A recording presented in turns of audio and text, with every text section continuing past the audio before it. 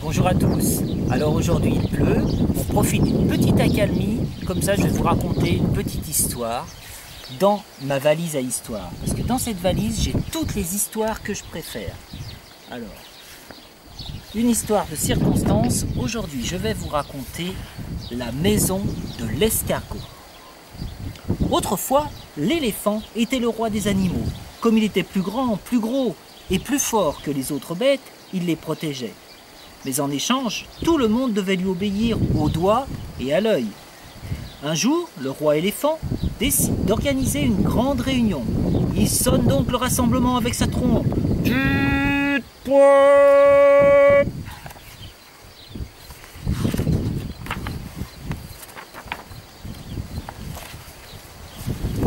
Aussitôt, chacun laisse tomber ce qu'il était en train de faire.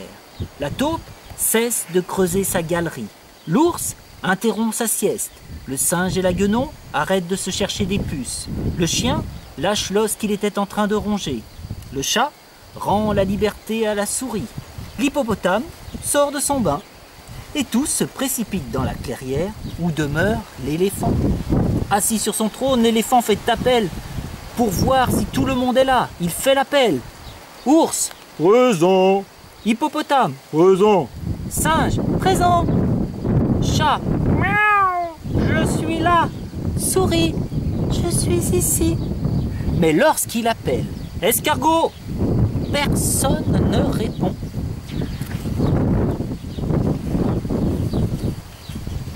Comme tous les autres sont là, l'éléphant décide de commencer la réunion sans l'escargot. Toute la journée, les animaux discutent pendant que le soleil accomplit sa course dans le ciel. La matinée passe et l'escargot n'arrive pas. L'après-midi passe et l'escargot n'est toujours pas là. Enfin, le soir, juste au moment où le soleil s'apprête à plonger derrière la colline, pouf, pouf, pouf, voilà l'escargot qui arrive tout essoufflé. Furieux, l'éléphant Barry. Dis donc, c'est à cette heure-ci que tu arrives? Tout rouge, l'escargot s'excuse.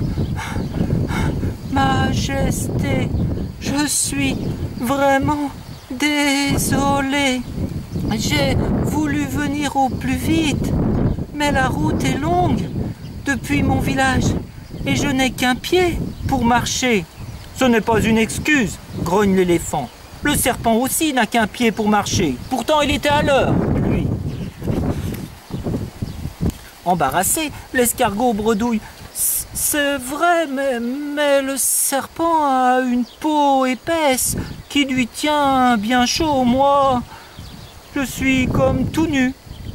Au bout d'1 kilomètre, je commençais à m'enrhumer. Alors, j'ai dû retourner chez moi pour prendre mon gilet. Et alors, grogne l'éléphant. Alors, je me suis remise en route. Mais au bout de 2 kilomètres, je me suis aperçu que j'avais oublié de prendre des provisions. J'ai dû retourner les chercher pour ne pas mourir de faim. Et alors, s'impatiente l'éléphant. Alors, je me suis remise en route. Mais au bout de 3 kilomètres, je me suis aperçu que j'avais oublié ma boussole. J'ai dû retourner la chercher pour ne pas me perdre dans la forêt. Et alors, demande l'éléphant, de plus en plus énervé. Alors, cette fois-ci, pour être sûr de ne plus rien oublier, j'ai pris ma maison sur mon dos. Mais comme elle est lourde, cela m'a beaucoup retardé.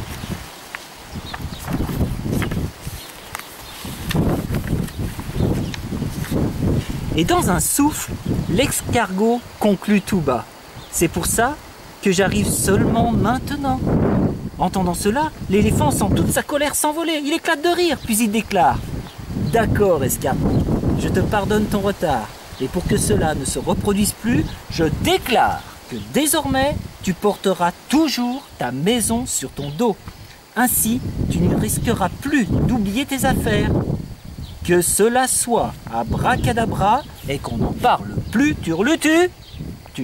Voilà pourquoi, depuis ce jour, l'escargot porte sa maison sur le dos.